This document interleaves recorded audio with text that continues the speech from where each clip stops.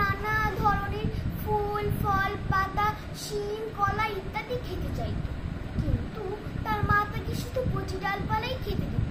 সকালে দিত কচি ডালপালা, দুপুরেও কচি ডালপালা, আবার রাতেও সেই কচি ডালপালা। এগুলো খেয়ে কি ফুরুতের ভালো লাগে? তাই সে এক সোমবারে চুপি চুপি বাগানে গেল, একটা কলা খেয়ে ফেললো। এতে তার সাহস আরো বেড়ে গেল। তাই সে পরের দিন আবার কি বার? মঙ্গলবার। সে মঙ্গলবার আবার চুপি চুপি বাগানে যেয়ে খেলো দুটি কালো জাম। তার মা এর কিছুই জানতে পারলো না। এতে তার সাহস অনেক বেড়ে গেল। তাই সে পরের দিন আবার কি বার? বুধবার। সে বুধবার আবার চুপি চুপি বাগানে যেয়ে খেলো তিনটে হলুদ ফুল। বৃহস্পতিবারেও সে বাগানে গেল। সে একা একা বাগানে গিয়ে খেলো চারটি রসালো পাতা।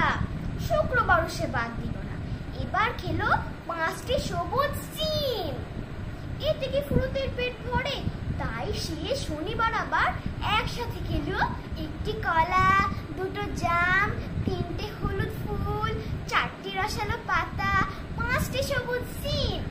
এত কিছু খেয়ে ফুরুতের পেট ফুলের ঢোল হয়ে গেল। ফুরুত আর উঠতে পারলো না, গাছের নিচে বসে কাঁদতে লাগলো। মা, আমাকে বাঁচাও, মা, আমাকে বাঁচাও। এই কান্না শুনে ফুরুতের মা কোথা থেকে দৌড়ে আসে। সে ফুরুতকে পানি খাওয়ালো। ফুরুত পানি খেয়ে মায়ের কোলে ঘুমিয়ে পড়লো। পরের দিন ঘুম থেকে উঠে দেখে কি অনেক ভালো লাগছে। তারপর ফুরুত মাকে বললো, মা সরি, তোমাকে না বলে আর কিচ্ছু খাবো না।